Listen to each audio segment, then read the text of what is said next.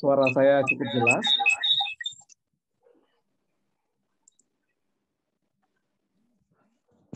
Jelas, Ricky.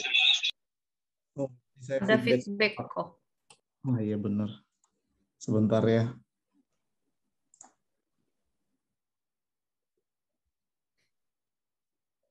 Zoom di laptop saya bermasalah sepertinya aplikasinya. Apakah sudah jelas suara saya? Sudah merdu. Oh iya, baik. Saya pindah ke ponsel ini. Ya, baik Bapak Ibu sekalian, kita akan mulaikan untuk perbincangan kita pada saat ini. Saya meminta kesediaan Pak Budi untuk boleh share screen terlebih dahulu.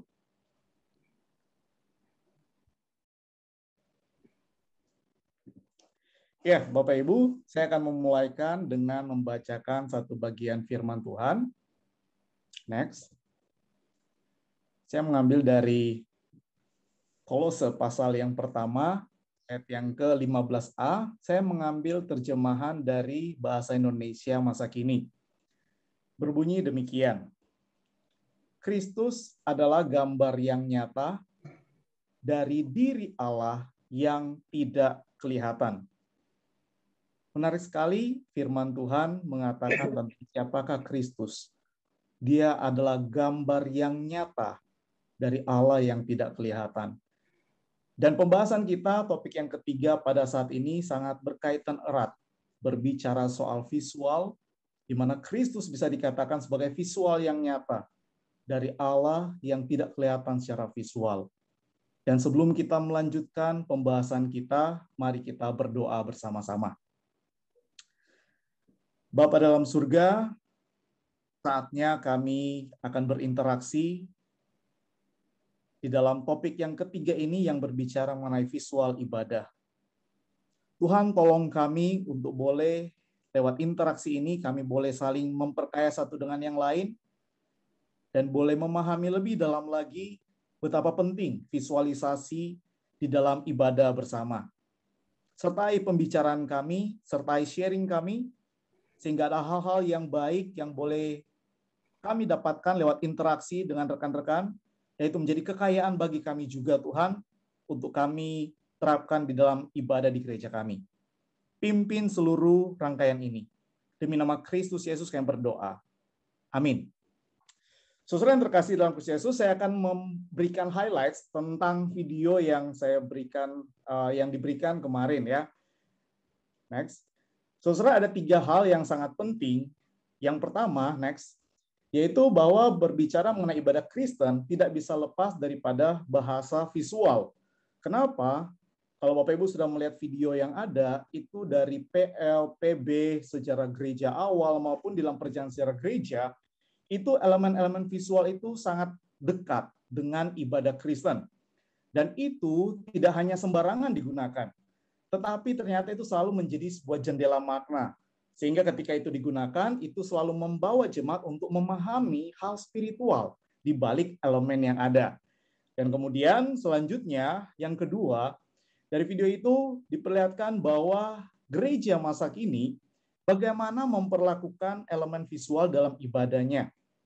Bapak Ibu, khususnya di masa-masa sekarang, gereja, tanda kutip ya, mungkin terpaksa melakukan ibadah online, karena dalam situasi pandemi seperti ini, tentunya kebutuhan elemen visual menjadi bertambah.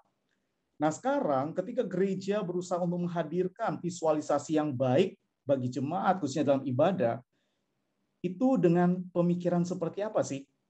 Apakah hanya sebatas kepuasan visual, supaya enak, ya kan, jemaat bisa beribadah, khususnya di secara online, bisa melihat channel dan tetap berdiam diri dan tidak pindah ke channel yang lain, atau sebenarnya secara intensional, secara ada maksud tujuan, secara sengaja, itu disusun.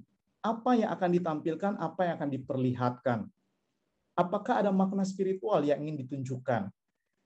Nah, itu hal yang lain yang dibahas di dalam video tersebut. Dan highlights yang lain, yang terakhir, kita melihat bahwa pandemi saat ini, next, pandemi saat ini telah memberikan suatu peluang bagi gereja untuk menggunakan bahasa visual. Karena apa? Karena bahasa visual, elemen-elemen visual yang kita gunakan itu mengkomunikasikan suatu hal yang baik yang itu memberikan dampak jangka panjang. Dan Roh Kudus bisa bekerja bagi seseorang lewat visual yang terpatri di dalam pikirannya yang sangat panjang. Nah, video kemarin itu memperlihatkan highlights yang saya berikan kali ini. Dan beberapa hal sebagai tambahan kita sebelum kita memulaikan untuk perbincangan kita, ternyata ada data-data yang menarik, Bapak Ibu Saudara sekalian. Next. Next. Next. Data yang didapat, Saudara, menarik tentang kehidupan atau penggunaan bahasa visual di dalam kehidupan secara budaya pada umumnya. Misalkan data dari Hootsuite itu tahun Januari 2020, tahun kemarin, mensurvei orang berusia 16 sampai 64 tahun. Dan menarik diperlihatkan platform apa yang paling digunakan masyarakat Indonesia. Ada 5, YouTube, WhatsApp, Facebook, Instagram, dan Twitter. Kita tahu 3 diantaranya, YouTube, Facebook, Instagram, itu kan media atau platform yang berbasis visual. Dan menarik juga, tahun 2021 ini, itu dari Global Web Index, meneliti pada kuartal pertama 2021 terhadap anak-anak usia 13 sampai 15 tahun, tentang pilihan mereka dalam bermedia sosial. Ternyata 58% itu mengatakan Instagram menjadi pilihan mereka. Berbasis visual juga. Dan menarik juga dari The Asian Parent, saudara, ibu-ibu di Indonesia ketika diteliti, ternyata rata-rata bermedia sosial 3 jam per hari, dan platform apa yang digunakan? Instagram, Facebook, dan YouTube. Ini merupakan platform yang berbasis visual, saudara. Jadi, mau tidak mau, suka tidak suka, visual itu telah menjadi hal yang konsumsi daripada masyarakat Indonesia, bahkan masyarakat secara global. Next. Bagaimana penerapan di dalam ibadah, saudara? Kita perlu memahami bahwa bahasa visual secara dalam gereja itu sudah menjadi hal yang sangat penting. Misalkan Paus Gregory pertama yang mengatakan justru dalam gambar visual itu orang-orang yang tidak bisa membaca itu bisa membaca. Atau mungkin sekarang bagi orang-orang disabilitas yang tidak bisa mendengar, mereka membutuhkan bahasa-bahasa isyarat, bahasa simbol, bukan? Sehingga itu bisa berbicara, menyampaikan akan pesan Injil pada mereka. Bapak Gereja Agustinus juga ketika mengomentari akan Yohanes 1 tentang firman yang menjadi daging, berkata bahwa manusia sebenarnya memang sulit untuk memahami sesuatu tanpa tubuh. Karena manusia terbiasa dengan hal yang visual. Sehingga ketika firman itu menjadi daging, kata Agustinus, itu pun harus dimengerti bahwa Yesus yang menjadi daging itu bisa dimanifestasikan sehingga bisa dirasa dengan seluruh panca indera kita. Bisa dipahami dengan panca indera kita. Makanya dikatakan dia pun sebagai ikonnya Allah. Sebagai gambar Allah di Kolose 1 tadi. Next. Dan bahkan juga seorang teolog bernama David Taylor, itu mengatakan kita ini kan diciptakan seturut gambar rupa Allah. Allah yang punya gambar rupa itu menciptakan kita, dan tentunya kita pun diciptakan sebagai seorang image maker juga. Makanya ketika kita dengan segala kreativitas kita, ketika menciptakan sesuatu, pasti ada imajinasi di dalam pikiran kita. Dan itu sudah merupakan suatu hal yang Allah berikan bagi kita. Dan yang sangat penting, bahwa sebenarnya hal-hal yang terlihat bahkan dalam ibadah, elemen-elemen visual itu sebenarnya memperkuat atau sedang menyaksikan hal-hal yang tidak terlihat. Contoh praktis, roti dan anggur. Itu bukan hanya sekedar roti dan anggur, tetapi merepresentasikan tubuh dan darah Kristus. Bu Lydia juga di dalam bukunya Katekisasi Ibadah mengatakan hal tentang simbol, tentang visual, bahwa tanda visual yang merepresentasikan realita kebenaran. Jadi dalam pertemuan jemaat, seharusnya kita merayakan lewat simbol yang ada, itu merayakan suatu realita kebenaran yang sangat penting. Sejauh mana gereja mempraktikkan hal tersebut? Next. Next. Tetapi kita juga harus mewaspadai hal-hal yang penting di dalam penggunaan visual. Dari seorang teolog bernama Marva Dawn, next. Dia mengatakan bahwa kita harus berhati-hati penggunaan materi-materi yang ada secara visual, karena takutnya itu materi yang dangkal dalam ibadah. Karena kalau kita menggunakan sekedar hal yang materi-materi yang dangkal itu, justru itu akan melahirkan, memberikan pesan kepada kita tentang teologi yang dangkal juga kepada kita. Sehingga kita hanya akan dibentuk kerohanian kita secara superficial. Next, juga Bu Lydia di dalam katekisasi ibadah itu mengatakan bahwa hati-hati kalau gereja penggunaan audiovisual itu sampai akhirnya berfokus pada hal itu dan menyebabkan jemaat itu ketergantungan, sampai-sampai jemaat sulit untuk beribadah tanpa fasilitas audiovisual tersebut. Jangan-jangan gereja telah membuat ibadah yang tidak bergantung lagi kepada Roh Kudus. Dan next, dua orang penulis, Cornelius Plantinga Junior dan Rosboom, itu mengatakan hal yang sangat penting, yaitu kita perlu kearifan spiritual, kearifan rohani untuk memberikan penilaian. Hal apa sih yang perlu dalam ibadah? Jangan sampai hanya bicara soal rasa, enak nggak enak ibadah itu, atau bicara soal formula-formula teologis yang sangat penting dalam ibadah. Tetapi yang sangat penting itu apa sih yang pas di dalam ibadah kita bersama. Nah, ini hal yang menjadi penting untuk kita perlu waspadai next. Dan itu sebabnya kita perlu memulai dengan suatu pertanyaan saya berikan untuk memulai akan perbincangan kita. Next.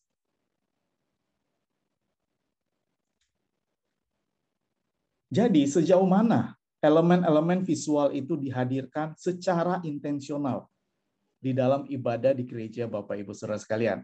Jadi di dalam ibadah-ibadah di gereja Bapak Ibu, apakah para perancang ibadah itu benar-benar memikirkan, sejauh mana memikirkan secara intensional ini dihadirkan untuk membawa jemaat bertemu dengan kebenaran sebagai jendela makna. Terima kasih. Nah Bapak Ibu, kita akan mulaikan untuk diskusi kita pada malam hari ini.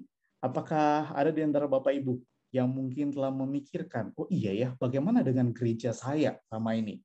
Mungkin bisa memulai untuk sharing. Mohon maaf karena saya menggunakan ini ponsel, mungkin Bapak Ibu jika ingin sharing bisa memberikan raise hand supaya bisa kelihatan. Silakan Bapak Ibu, jangan malu-malu. Soalnya kita udah 2 kali, kita makin panas itu udah jam 9 udah panas tuh. Ya banyak yang angkat tangan pas jam 9. Tapi jam 9 kita udah mau selesai Bapak Ibu. Ya silakan.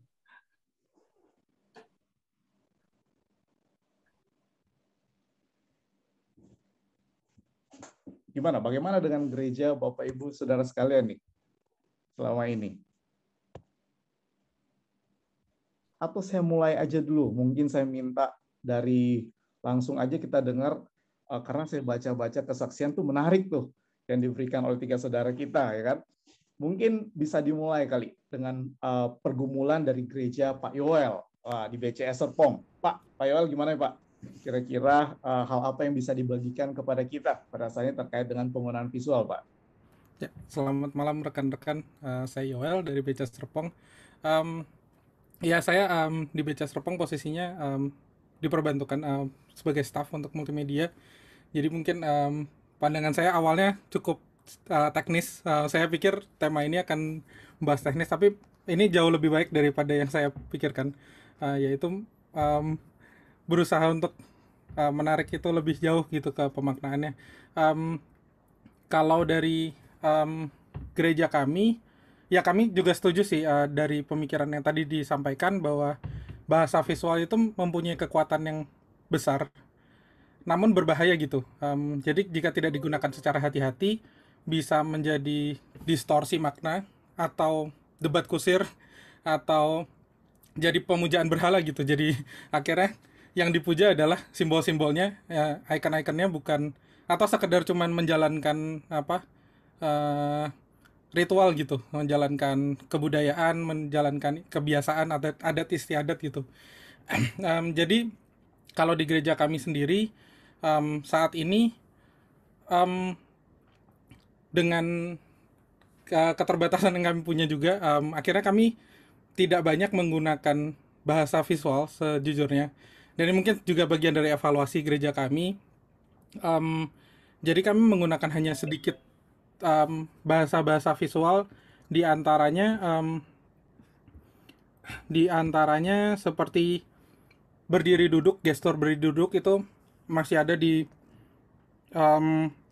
saat pengakuan iman rasuli, votum salam dan doa dan doksologi doa berkat sebagai tanda keseriusan kami dalam menghadap Allah dan mengakui pengakuan iman. Lalu penggunaan warna juga mungkin ini salah satu yang lain dari sudut pandang yang lain. Saya pribadi punya latar belakang pendidikan desain grafis, jadi saya belajar soal visual ini.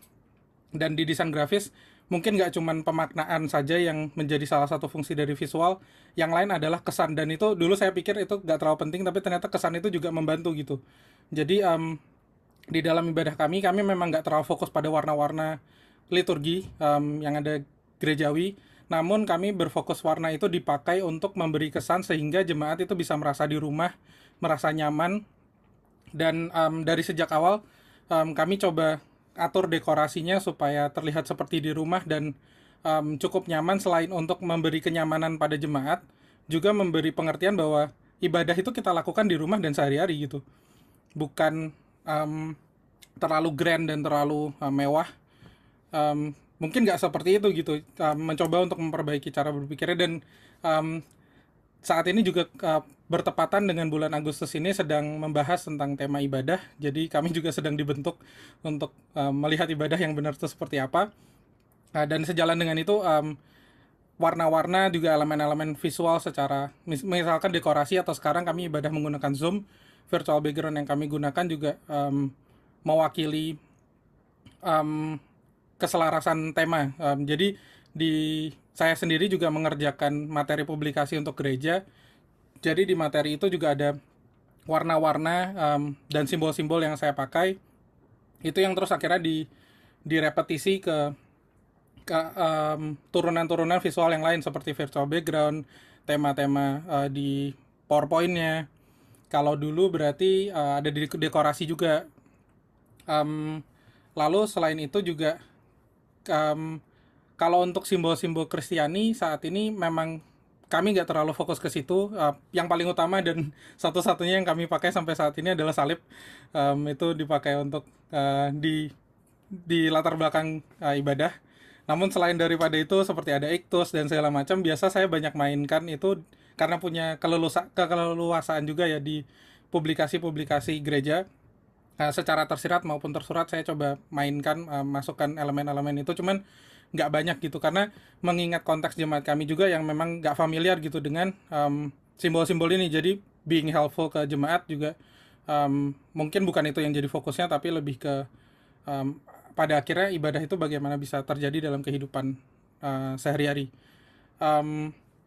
Jadi mungkin mengakhiri kesaksian saya juga yang bisa dievaluasi kalau berdasarkan pertanyaan bantuan kemarin, yang bisa dievaluasi dari gereja kami memang sih kami perlu dengan lebih serius mungkin dan berhati-hati juga menggunakan bahasa-bahasa visual ini dan lebih intensional gitu. Mungkin yang selama ini kami lakukan udah ada beberapa, tapi mungkin bisa ditambah lagi mungkin dengan pengertian jemaat yang juga semakin dewasa dalam iman, mungkin bisa lebih banyak menggunakan alat-alat bantu ini, karena ya buat kami bahasa visual ini adalah sebuah alat yang membantu untuk memberitakan Injil. Jadi ya asalkan Injil bisa diberitakan mau menggunakan kata-kata atau menggunakan bahasa visual yang lain juga, asalkan itu terjadi, itu yang jadi fokus utamanya. Mungkin itu saya juga ada beberapa pertanyaan sih tadi sebelumnya. Pertanyaan saya apakah makna-makna yang ingin disampaikan sebenarnya ke jemaat gitu untuk dari simbol-simbol yang kita pakai. Lalu apakah dengan menggunakan tanda-tanda ini membantu jemaat untuk menghidupi firman Tuhan? Lalu pertanyaan yang terakhir, apakah yang sebenarnya dimaksud dengan budaya Kristiani tersebut gitu? Karena saya awalnya juga berpikir kalau ini terkait dengan simbol-simbol yang ada di Kristen, mungkin warna-warna liturgis. Tapi saya pribadi juga dengan latar belakang karena dulu saya ada di gereja yang lain, pernah melihat malah simbol-simbol ini dipakai untuk adat istiadat aja gitu tanpa tahu sebenarnya artinya apa gitu. Kayak ya udah kita pakai ungu aja gitu atau pakai hijau gitu. Tapi kenapa ya? Ya karena minggu keempat gitu. Makanya kita pakai hijau gitu. Kayak karena minggu kesekian gitu karena makanya kita pakai ini gitu. Tapi nggak benar-benar tahu gitu. Jadi sebenarnya apa sih makna yang berusaha kita sampaikan gitu lewat penggunaan bahasa-bahasa visual ini. Terima kasih, mungkin itu dari saya. Ya, terima kasih Pak Yoel. Setidaknya saya mencatat dua hal yang sangat penting. Pak Yoel tadi sempat bicara hati-hati penggunaan bahasa visual kalau itu hanya sekedar misalnya mengikuti budaya-budaya Kristen ya, budaya-budaya atau adat istiadat dan lain sebagainya. Itu perlu diwaspadai. Dan yang kedua, hal yang sangat bagus sekali Pak Yoel menceritakan tadi tentang di gereja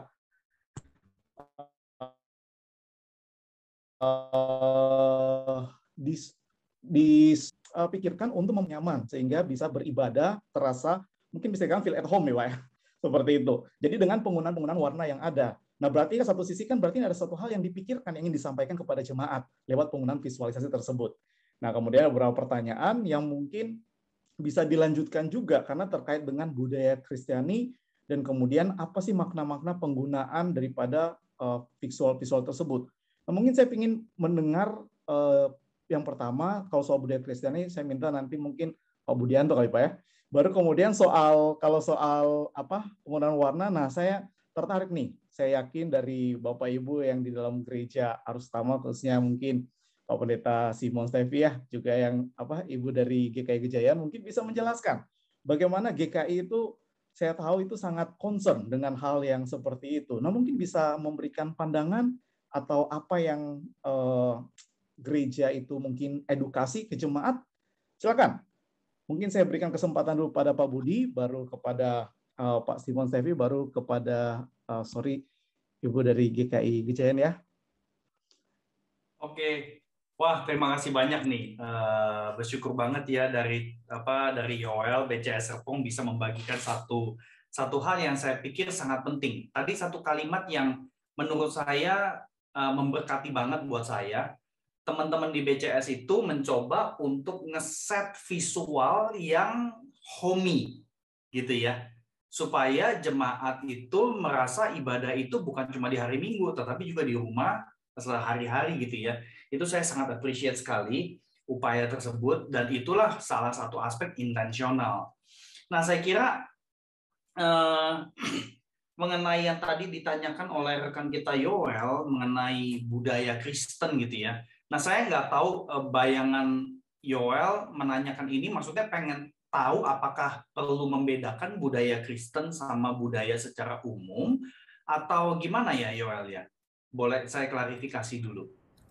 Oh, saya waktu menyusun pertanyaan ini sebenarnya lebih hendak gather opinion juga sih dari rekan-rekan. Mungkin kayak apa pandangan rekan-rekan soal budaya Kristen yang ada di gereja gitu. Karena selama ini kan kita mungkin juga sering punya opini masing-masing tentang budaya gereja. Jadi agak simpang siur gitu ya. Jadi kayak, wah saya rasa ini penting gitu. Atau kadang-kadang kita ambil dari sejarahnya yang udah mulai berubah. Tapi itu juga mungkin baik gitu. Jadi lebih ke gather opinion sih awalnya. Oke, ya bagi saya ketika kita bicara budaya, saya punya prinsip budaya itu memang tidak pernah netral ya.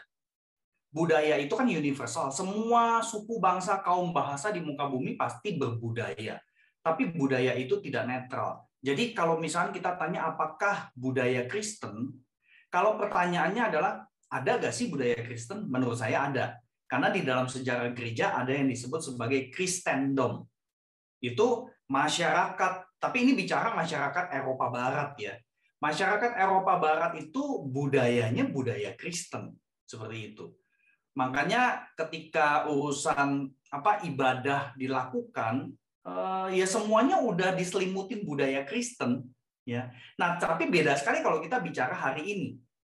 Buat saya hari ini kita lebih susah untuk memilah dan memilih yang ini nih budaya Kristen pure, yang ini bukan budaya Kristen. Tentu kalau dalam konteks ibadah khususnya ya. Tentu kalau misalnya di dalam konteks di luar kebaktian ada yang bisa clear sekali. Misalkan human trafficking itu bukan budaya Kristen.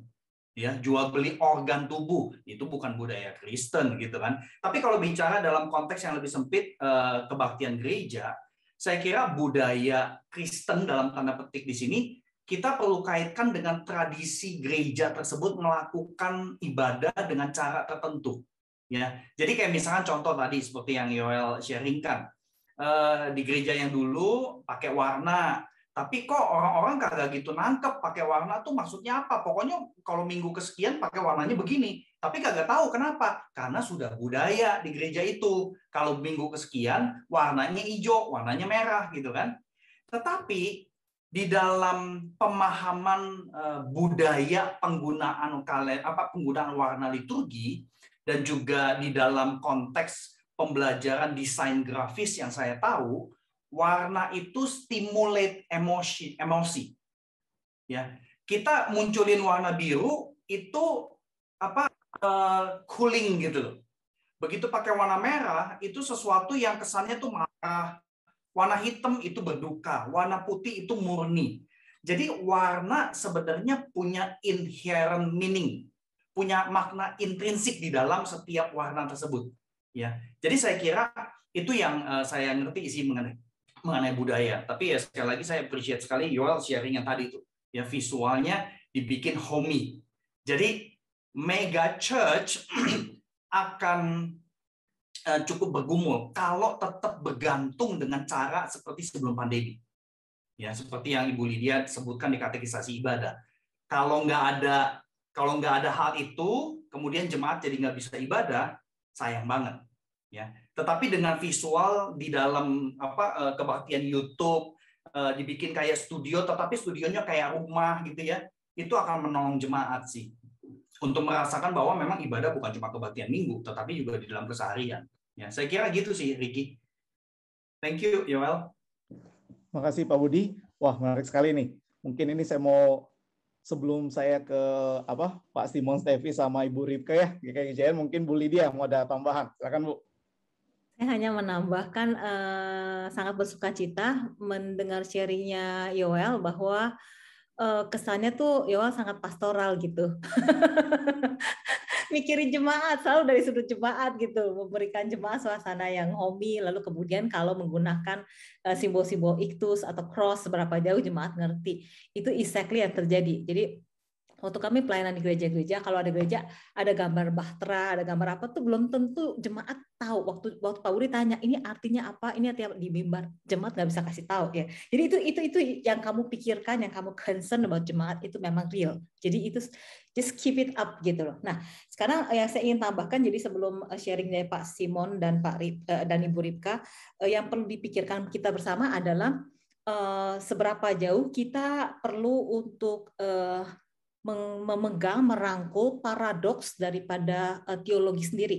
Allah kita adalah Allah yang imanen dan juga transenden. Jadi Allah ingin supaya kita merasakan kenyamanan itu, bahwa Dia itu begitu bersahabat, bahkan lebih daripada apa yang dapat kita imajinasikan. Karena dunia kita bukanlah dunia yang bersahabat. Allah ingin menawarkan friendship seperti itu. Tapi pada saat yang sama, waktu kita mempelajari kembali Alkitab, Allah juga somehow menunjukkan kepada dirinya yang kadang-kadang juga tidak memberikan kenyamanan juga. Pada waktu Allah mengasihi Daniel, memperlihatkan dan memberikan jawaban atas pertanyaan Daniel itu sampai sakit berhari-hari sampai sakit gitu ya.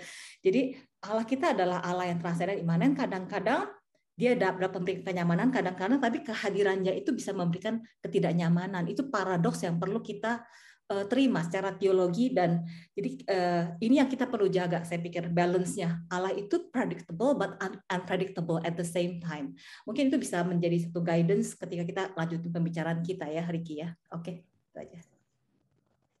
Terima kasih Bu Lydia. Suatu tambahan yang sangat baik sekali ya untuk kita pikirkan bersama-sama. Dan mungkin saya ingin tahu pendapat dari Pak Pendeta Simon Stevi, kemudian dari Ibu Ripka, selanjutnya itu bagaimana dalam gereja GKI sebagai gereja pertama itu melihat penggunaan visual ini dan bagaimana maknanya kepada jemaat. Silakan, Simon. Sorry Pak Simon, sepertinya masih di mute. Terima kasih Bung Riki dan juga Pak Budi memberi kesempatan mendadak. Semoga saya bisa jawab. Kalau GKI itu sebenarnya mengungkapkan sebuah visual ibadah minggu itu yang memang sudah sekian waktu memakai leksionari. Jadi barangkali saya mau mengatakan tadi karena Bung Yoel sudah tanya, hijau udah minggu keempat aja. Jadi intinya dalam ibadah GKI itu minggu biasa itu lebih banyak dari minggu-minggu lainnya. Yang saya ingin kasih poinnya, pada waktu Prapaskah itu dimulai, sebelumnya ada yang namanya Minggu Transfigurasi. Ketika Yesus berubah bersama 3 murid inti di atas gunung. Nah, sesudah itu masuklah yang disebut dengan Rabu Abu, mengingat bahwa kita berasal dari debu. Ingatlah bahwa engkau akan mati. Istilah memento mori dan seterusnya. Nah, memasuki Rabu Abu itu masuk 40 hari berikutnya itu jatuh menjadi Minggu Semsara, Minggu Palmarum. Karena sesudah itu akan ada Kamis Putih, Jumat Agung, Sabtu Hening, dan Minggu Paskah. Nah, bagian itu diwujudkan, diaktualisasikan kepada jemaat yang nanti ada warna-warnanya. Misalnya transfigurasi putih, ya. Lalu ketika masuk Rabu Abu, itu tengah minggu biasanya, masuk Minggu Prapaskah pertama, itu jadi ungu. Kenapa ungu? Ya nanti kita cerita. Itu kait dengan raja, warna raja, dan juga kait dengan kedatangan Advent, dan juga penderitaan masa-masa menjelang Paskah itu. Nah, singkat cerita bahwa yang menjadi tekanan ada transfigurasi jelang Prapaskah. Ada 6 Prapaskah lalu masuk Minggu Palmarum atau Minggu Sengsara, ujungnya nanti Minggu Paskah. Lalu Minggu Paskah berikutnya ada 7, nanti menjadi Pentakosta dan seterusnya. Nah, sesudah itu semua kita dapatkan pengertian itu, ada lagi bagian yang disebut dengan Minggu Trinitas, mengawali Minggu biasa. Singkat cerita jemaat diajak bahwa engkau menyembah Allah itu Allah Tritunggal. Aksesorisnya kayak apa? Enggak semua gereja ikut, karena ada yang punya bahan-bahan materi, ada yang enggak, dan ada yang merasa enggak terlalu penting itu semua. Ya hanya gereja-gereja tertentu sajalah yang punya. Nah, sesudah masuki minggu biasa, nanti jelang Natal, ada yang namanya Minggu Yesus Raja. Ya, jadi transfigurasi mengawali Prapaskah, Minggu Yesus Raja itu mengawali Advent. Sesudah Advent, lalu ada Natal, dan seterusnya. Nah, jadi sebenarnya ibadah gereja kita itu ada di bentangan Yesus itu sebagai Kristosentris, dia raja yang teraniaya dan mati berawal dengan transfigurasi. Bahwa dia bukan hanya insani tapi ilahi. Lalu ketika semua orang diajak berhimpun beribadah, jangan lupa itu semua dimungkinkan karena Allah Tritunggal. Dan siapa dia yang disebut raja? Itu Kristus. Nah, jadi singkat cerita, ibadah kita itu sebenarnya adalah ibadah yang kristosentris. Dan itu dimungkinkan karena Allah Tritunggal yang kudus. Barangkali itu yang bisa saya sampaikan sementara, karena yang ada di benak saya seperti itu. Karena Bung Riki itu tiba-tiba nggak kontak lagi, langsung respon gitu ya. Tapi bagian yang saya dapati adalah, ya itulah kita. Jadi kalau misalnya tadi Bung Yoel mengatakan, hijau apa? Di mainstream Presbyterian Churches itu, hijau itu ya yang disebut dengan minggu biasa. Lalu nanti Prapaskah dan Advent itu pakai ungu. Yesus Raja merah, karena memang dia raja. Putih, sorry. Lalu kemudian juga ada lagi nanti Trinitas putih. Ya, Paskah juga putih, Pentakosta nanti baru merah kalau nggak salah ya. Nah, bagian-bagian yang lain ya cuma warna itu. Nah, yang jarang orang ngeh, Jumat Agung, kedukaan hitam. Jadi pendeta GKI itu tidak pakai stola pada Jumat Agung, bukan ketinggalan, karena memang udah nempel sama toganya hitam. kalau sampai nggak ada tempelan itu, ya toganya udah hitam begitu ya. Jadi dengan kata lain, ya dia tidak bawa aksesoris apa. Itulah penderitaan yang luar biasa. Jadi intinya ibadah Kristen kita itu merujuk kepada Kristus yang teraniaya, mati, bangkit. Dia adalah Raja, ya, yang lewatnya kita menyembah Allah Tritunggal. Itu dari saya. Terima kasih. Terima kasih, Pak Simon. Jadi hal yang menarik yang tadi saya tangkap ya, Pak Simon mengatakan bahwa GKI itu sangat berpedoman, kalau Pak Simon tadi mengatakan leksionari, yang terkait pasti dengan kalender liturgi. Jadi penggunaan warna ya itu tidak sembarangan aja, tetapi ada satu kalender liturgi yang itu sebenarnya menceritakan tentang kisah Allah. Dari tadi Pak Simon menceritakan tentang Yesus Kristus, Allah Tritunggal, semua itu ada kisah tentang Allah yang ingin diungkapkan sekali. Nah, bagaimana dengan di Gejayan, Ibu Rifka? Itu pemaknaannya atau ada hal pergumulan di sana terkait dengan visualisasi? Bisa diceritakan? Baik, terima kasih untuk kesempatannya. Terima kasih juga Pak Simon sudah memberi penjelasan lengkap. Jadi saya lebih ke sharing praktis, aman. Iya, kami juga sama masih mengikuti pedoman pelaksanaan dari tata gereja gitu ya.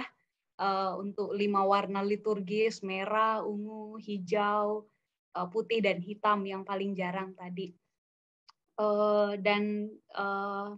Nah, dari sisi pengalaman, kami menemukan ketika kita bergeser sekarang ke ibadah online saja setelah onsite tidak boleh begitu ya. Sangat sedikit yang memperhatikan mungkin soal warna liturgi dan generasinya adalah dari generasi matang ke atas. Ya, generasi dewasa. Dan baru satu yang sampai WA ke saya karena mengatakan mengapa background waktu itu hanya tempelan di green screen masih warna liturgi hijau, sedangkan kemarin itu harusnya merah, misalnya dia chat seperti itu. Dan usia di atas 60 gitu ya. Yang lain saya nggak pernah dengar, walaupun kami sering rapat rutin per bulan itu bersama dengan ketua-ketua badan pelayanan yang banyak juga isinya mahasiswa gitu ya. Kami tidak didukung data penelitian atau apa, tapi saya menduga bagian ini tidak lagi menjadi perhatian khusus. Mungkin akan menyebabkan kepanikan kalau itu terjadi saat kami ibadah onsite. Koster lupa mengganti kain di salib, maka di detik-detik terakhir sebelum jemaat datang kami harus segera mencari dan mengganti. Jadi ada perbedaan ketika ibadah onsite dengan ibadah online. Perhatian pada warna liturgi memang tidak lagi banyak di tempat kami, begitu ya. Kemudian juga saya jadi berpikir tadi karena ibadah kami sejauh ini dilayankannya lewat YouTube. Kalau teman-teman di BCS Gading Serpong tadi menggunakan Zoom, tentu kesan hominya jauh lebih dapat ya. Kami sendiri memang ketika awal-awal ibadah onsite di Jogja sudah tidak boleh, kami sendiri bergumul kita mau ibadahnya utamanya lewat mana, Zoom ataukah YouTube. Karena kalau YouTube sendiri selama ini kami sudah menggunakannya sejak 2010 kurang lebih. Kami mengonlinekan tayangan ibadah, jadi ibadah onsite yang di-online-kan. Nah, itu yang menjadi pergumulan kami sampai saat ini karena apa yang kami sajikan memang masih sifatnya sama, mengonlinekan dari ibadah onsite. Itu yang secara visual tentu ada kesenjangan dengan mereka yang ada di rumah ya Bapak Ibu ya, mereka yang duduk di rumah mungkin pakai kaos dan lain sebagainya, sedangkan kami ada di altar. Nah, waktu itu sehingga kami punya solusi lain yang juga terus berkembang, yaitu yuk kita bikin ibadah yang homey gitu ya, ibadah intergenerasi kami menyebutnya. Tapi ketika kami melakukan ini, background kami ganti homey dan lain sebagainya, tentu PR kami yang bertambah adalah membuat ibadah intergenerasi itu benar-benar intergenerasi dan pekerjaannya double ekstra gitu. Tidak semua pengkhotbah juga bisa melayankan khotbah intergenerasi. akhirnya kami menyebutnya ibadah intergenerasi untuk generasi pemuda ke atas. Jadi ya aman lagi begitu. Tapi kami penuh kesadaran juga untuk bagaimana dengan anak-anak. Ya udah, kita berpuas diri dulu sementara dengan sekolah minggu. Begitu. Lalu saya kagum, saya langsung lihat Instagramnya BCS Gading Serpong, benar-benar secara tampilan itu diperhatikan ya, senada, rapi, font, dan lain sebagainya. Saya melihat di sini memang kebutuhan gereja untuk melibatkan orang-orang yang memang sesuai bidangnya begitu. Karena kalau orang teologi atau apa kan kita ada kesenjangan nih, nggak semua mampu untuk kepenataan seperti orang-orang desain grafis. Menginspirasi. Terima kasih. Wah, terima kasih Bu Rikwa. Ini ada satu hal yang dimunculkan Bu Rikwa itu tadi saya menggarisbawahi yang dilakukan adalah mengonlinekan apa yang onsite. Padahal situasi sudah berubah, pandemi sudah memaksa orang-orang untuk beribadah di rumah. Nah, mungkin tuh hal itu yang terlupakan oleh banyak gereja soal visual itu. Bagaimana membuat jemaat yang beribadah di rumah itu tidak ada gap seperti itu. Nah, mungkin bisa menjadi suatu pemikiran yang menarik ya buat kita semuanya. Ada Bapak Ibu yang lain mungkin ingin sharing atau ingin berbagi terkait dengan visual ini, dipersilakan bisa raise hand.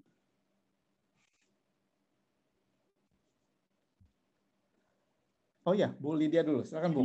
Saya hanya menambahkan saja supaya tidak ada kekaburan percakapan ya. Jadi gambaran-gambaran pemilihan warna itu bukan berarti terus kemudian dihukum Tauratkan. Jadi yang di-sharingkan oleh Pak Simon Stevi itu adalah sebuah liturgical color, itu adalah bahasa universal daripada di dunia ini, yang kalau kita memang mau mengimani bahwa kita adalah tergabung di dalam gereja yang di seluruh dunia, kita ingin mengikutinya. Tetapi itu bukan sesuatu hukum Taurat gitu ya. Kita bisa saja menggunakan selain daripada warna, kita bisa saja menggunakan lukisan, kita bisa menggunakan simbol, kita bisa saja menggabungkan semua warna di dalam desain ruangan untuk dapat menampakkan God story gitu loh. Jadi itu yang perlu kita klarifikasi ya supaya kita jangan salah. Oh, jadi seharusnya seperti itu. Jadi nanti bingung percakapannya. Itu aja. Iya, terima kasih Bu Lydia. Jadi kita perlu diingatkan sama Bu Lydia bahwa mengungkapkan God story itu tidak hanya selalu lewat warna. Banyak hal yang bisa kita lakukan sebagai bahasa visual. Mungkin ada yang ingin di-sharingkan oleh Pak Suwandoyo. Silakan Pak, bagaimana di Ketapang? Ya, soal visual jadi menarik ya, karena sekarang ibadahnya online ya. Kalau dulu mungkin sebelum online, lagi offline, lebih banyak sifatnya ke, ya kayak tadi yang di GKI gitu ya, mengingatkan ini ada warna, udah masuk ke Minggu Sengsara atau apa gitu ya. Nah, kalau sekarang di online ini, ya kalau di Ketapang, saya dan teman-teman di ibadah, pergumulannya adalah saya selalu mengingatkan waktu kita, kan kadang-kala kita main green screen gitu ya waktu di ibadah. Saya kadang-kala ingatkan jangan itu pertama jadi distraksi. Ya, saya bilang, dan yang paling saya tekankan jangan sampai menghilangkan esensi ibadahnya gitu, jangan sampai hilang gitu. Jadi itu yang saya sangat ingatkan terus gitu. Nah, terus juga kadang-kala saya kemarin berdiskusi, ya kadang-kala saya bilang kita perlu otentik ya di dalam visualnya kita gitu ya, karena itu akan membedakan apa yang kita tayangkan itu dengan yang lainnya gitu ya. Nah, tapi waktu bicara soal otentik, memang pertanyaannya jadi bergumul, saya jadi mikir sendiri gitu. Jadi otentiknya terhadap yang mana gitu ya, terhadap ibadah yang mana gitu ya, yang kalau misalnya ngomong keotentikan ibadah. Waktu kemarin sempat diskusi, mikir-mikir kalau gereja mula-mula kan kalau ngomong otentik ibadahnya, mereka visualnya nggak kayak sekarang gitu ya, paling cuman roti anggur, air gitu ya, yang buat lapisan. Jadi nggak banyak. Kalau nggak banyak karena di house church gitu ya. Terus ya karena saya senang building, background-nya saya jadi pelajarin kayak mulai dari gereja ortodok atau apa, saya lihat. Nah itu berkembangnya salah satunya adalah terkait liturgi juga ya. Karena mereka liturgi misalnya Heaven and Earth atau apa, sehingga visual gedungnya itu didesain begitu rupa supaya waktu masuk itu seperti surga dan bumi gitu. Nah dalam perjalanannya kan terus Katolik semua seolah-olah jadi bergeser tuh ya, kayak otentik ibadah yang mula-mulanya itu kesini makin jadi banyak. Saya nggak tahu juga kalau warna-warna itu yang di mimbar itu sejak tahun berapa, saya juga nggak ingat. Kenapa jadi begitu gitu kan? Ya jadi saya sih berpendapat kalau kita main visual, yang penting mungkin ya pendapat saya, yang penting satu harus remembrance-nya itu ada, dapat gitu ya. Kita mau ingetin itu visual itu mau remembrance kemana gitu ya, yang mesti jemaat ngelihat gitu. Dan yang kedua ya tadi ya nggak ngomong autentik lah ya, ngomong esensi ibadahnya lah gitu ya, supaya misalnya jangan hilang lah gitu ya, jangan sampai alur ibadah tiba-tiba ada visual yang nggak support atau apa, jadi esensi ibadahnya hilang. Ya itu sih saya rasa yang digumuli terutama oleh saya di Ketapang, mungkin juga jadi pergumulan yang lain juga gitu ya. Karena kalau nggak diarahin, saya hanya punya kegelisahan, jangan-jangan nanti kita akan sama kayak tayangan TV, tayangan apa dengan yang seperti itu. Saya rasa kalau buat saya pribadi sih rasanya udah melenceng kali gitu ya, hilang esensinya. Ya itu sih dari yang saya bisa. Thank you. Baik, terima kasih Pak Suhandoyo yang sudah mengingatkan bahwa apakah visual-visual yang digunakan itu membuat jemaat remembrance sesuatu ya, mengingat pada sesuatu. Nah, itu harus dipikirkan juga esensi-esensi ibadah lain. Pak Roni mau menambahkan, dan setelah Pak Roni nanti saya minta Pak Novel ya untuk memberikan kesaksian bagaimana pergumulan di gereja BKPN yang telah selama ini terkait dengan visual. Silakan Pak Roni. Kalau begitu Pak Novel aja dulu dah, karena ruang Pak Novel. Saya mengalah. Ruang Pak Novel dulu, nanti soal itu baru saya ngomong. Yeah. Oke, kalau gitu saya persilakan dulu pada Pak Novel ya. Silakan Pak Novel. Baik, terima kasih Bapak Ibu kesempatan yang diberikan. Saya sedikit saja.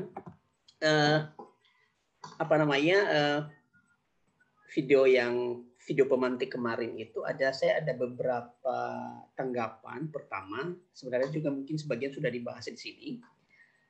Makna di balik elemen visual itu seberapa dalam mendarat kepada warga jemaat. Boleh jadi itu yang tahu adalah kita-kita saja, para pelayan.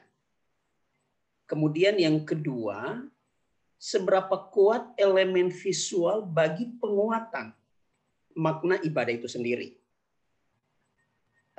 Bagi kita para pelayan, kita tahu itu betapa pentingnya dan makin menguatkan peribadahan kita. Tapi belum tentu kepada jemaat jika yang pertama tadi tidak terlalu mendarat kepada mereka makna-makna itu.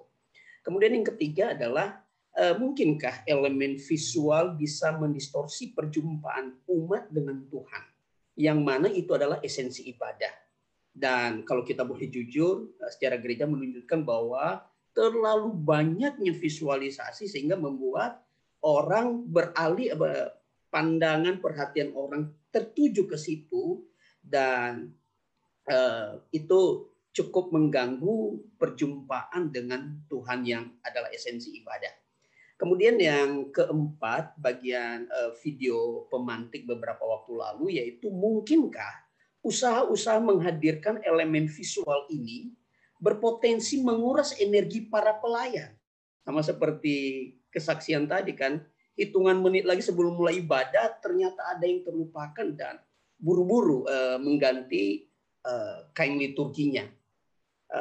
sehingga karena energi sudah terkurah habis, sehingga terlalu sibuk untuk itu, boleh jadi yang beribadah itu gereja, khususnya para pelayan, tidak lagi menjadi fokus pada ibadah itu sendiri. Itu tanggapan saya. Kemudian saya ingin berbagi sedikit tentang pengalaman kami di gereja BKPN. BKPN adalah gereja tradisional Lutheran yang sangat memperhatikan elemen visual sama seperti gereja-gereja tradisional lainnya, GKI, GPIP, HKBP, dan lain-lain. Dalam hal ini warna, bentuk, dan gestur yang ibadah itu sendiri. Bahkan karena begitu memperhatikan elemen visual ini, kelalaian kecil saja akan elemen visual ini, menempatkannya pada tempatnya, itu bisa menimbulkan satu kritik dan tidak jarang dibawa dalam rapat majelis. Itu keberadaan BKPN secara keseluruhan. Tetapi kami sendiri yang saat ini ada di Jakarta, realitas gereja BKPN di Jakarta yang sampai saat ini kami sedang bergumul dengan tempat ibadah yang permanen, juga selama kurang lebih 16 bulan ini non-stop kami ibadah virtual. Ini jujur menyulitkan kami menghadirkan elemen visual sebagaimana di gereja BKPN lainnya yang sudah mapan di Pulau Nias dan di beberapa tempat yang lain. Tapi sekalipun kami ada kesulitan-kesulitan, tempat ruangan sebelum pandemi, ruangan yang kami pakai adalah pinjaman sewa. Dan kadang di gereja tertentu kami bergantian menggunakan sehingga kami tidak punya keleluasan untuk mengganti ornamen-ornamen yang ada. Terlebih di masa virtual ini, gestur duduk berdiri itu kami tidak terlalu tekankan karena kami tahu kondisi jemaat yang kebanyakan melantai di rumah masing-masing. Kemudian yang walaupun demikian, dalam keterbatasan ini pengurus gereja tetap mengupayakan hadirnya elemen visual yang menunjukkan bahwa itu gereja setidaknya. Jadi kami berpikir jemaat harus tahu bahwa kita tidak sedang meeting Zoom yang untuk seminar atau apa, tapi kita sedang beribadah. Sehingga simbol yang paling minimal, misalnya salib, kami coba hadirkan. Dan di ibadah-ibadah tertentu, pendeta yang menggunakan jubah dan stola pelayan. Kemudian sekiranya ke depan Tuhan menolong gereja ini, kami seandainya ke depan punya tempat ibadah yang permanen, kemudian pandemi ini berlalu, kira-kira apa yang akan kami lakukan seandainya ada kesempatan menghadirkan elemen visual ini? Saya berpikir secara pribadi dan saya coba menyampaikan ini kepada para pelayan adalah menghadirkan elemen visual itu gampang. Yang penting kita punya sumber dayanya. Tetapi sebelum menghadirkan itu alangkah baiknya edukasi. Kenapa duduk berdiri, kenapa warnanya demikian, dan seterusnya. Jadi tanpa edukasi rasanya itu akan jatuh pada hanya menyemarakkan ibadah itu sendiri. Tetapi belum tentu setiap orang tahu. Terakhir dari saya, selama masa ibadah virtual ini, sebagaimana saya katakan tadi, kami mencoba walaupun yang paling minimal, kami ingin mengirim pesan kepada jemaat kita sedang beribadah walaupun virtual. Ada sih kami coba menghadirkan simbol salib, walaupun itu adalah hanya gambar bukan salib fisik ya. Lalu kami juga dalam mengatur tampilan layarnya itu, petugas ibadah dengan himpunan orangnya itu kami jadikan 2 layar. Dengan satu harapan koneksi antara pelayan dengan orang-orang di rumah tetap terhubung. Dan kami memilih media Zoom. Satu memang jumlah kami juga belum terlalu banyak. Dan Zoom ini membuat kami merasa saling terkoneksi daripada YouTube dan lain-lain. Kemudian penggunaan warna juga jujur sejauh ini karena juga mungkin yang mengerjakan ini bukan latar belakang pelayan, dia hanya orang IT. Jadi bagi dia adalah bagaimana yang penting menarik, orang suka. Nah, jadi saya pikir dari percakapan seperti ini memotivasi kami juga, ini kita edukasi. Sehingga ketika ditaruh, nggak cuma menarik enak dilihatnya, tetapi ada makna di balik itu. Terakhir, seperti yang saya katakan tadi, kami mau mencoba menghadirkan suasana gereja. Sehingga ini kelalaian kami juga, ada background-nya itu gedung gereja, tetapi karena tidak teliti, saya baru menyadari juga dalam 2-3 hari ini, ternyata bagian mimbar itu di belakangnya. Nah, saya pikir maksudnya baik, tetapi bisa salah kaprah. Itu kan tidak posisi yang pas membelakangi mimbar. Lebih bagus sekali nggak usah. Dan kemudian dari kesaksian dari Serpong tadi, BCS Serpong tadi, membuat saya mempertimbangkan kita nggak usah memaksakan diri menghadirkan suasana gereja, gedung gereja, salib dan lain-lain. Saya pikir suasana rumah bisa kita hadirkan. Kan ibadah mungkin kita ada dasar biblisnya. Gereja mula-mula beribadah di rumah. Orang-orang Yahudi zaman dulu beribadah di rumah. Jadi ini mungkin bagian daripada mengedukasi jemaat juga supaya tidak tetap di pikirannya ibadah itu kalau di gereja saja. Kalau di rumah kayaknya baru setengah ibadah. Itu saja dari saya, Pak Riki. Terima kasih. Terima kasih Pak Novel. Pak Novel mengingatkan satu hal juga yang sangat penting. Jangan sampai sebenarnya pemahaman tentang makna-makna itu cuma sampai pada para pelayan. Jangan-jangan. Kita bahkan juga diskusi di sini cuma kita yang ngerti. Tapi jemaat nggak tahu. Nah, ini memunculkan satu pergumulan bagaimana seharusnya mengedukasi jemaat. Nah, saya melihat juga Pak Ivan tadi mengangkat tangan, raising hand. Jadi setelah Pak Roni, kemudian saya persilakan pada Pak Ivan ya. Silakan Pak Roni. Ya, terima kasih. Kalau tadi saya dengar ya paparan dari teman saya, Novelman, ya, ada hal yang menarik beliau katakan itu ya, yang mungkin juga sebenarnya sudah dijawab sendiri juga ya. Jadi tanggapan beliau, tapi sebenarnya sudah dijawab sendiri gitu kan ya. Jadi elemen visual itu apakah bisa mendistorsi ibadah? Saya pikir tadi sudah dijawab ya. Edukasi, ya saya pikir kalau kita nggak edukasi jemaat itu ya visual itu hanya akan lewat begitu saja dan itu bisa mendistorsi. Maka edukasi itu penting. Nah kenapa bagi saya ini penting? Karena memang gini ya, harus kita sadari. Nah ini kaitannya juga dengan budaya Kristen ya. Kita bilang budaya Kristen ya kalau mengaitkannya juga. Budaya kita tinggal di tengah dunia itu seperti ada ada sebuah irisan antara budaya yang kita katakan dalam tanda petik itu budaya Kristen dengan budaya dunia ini. Ya.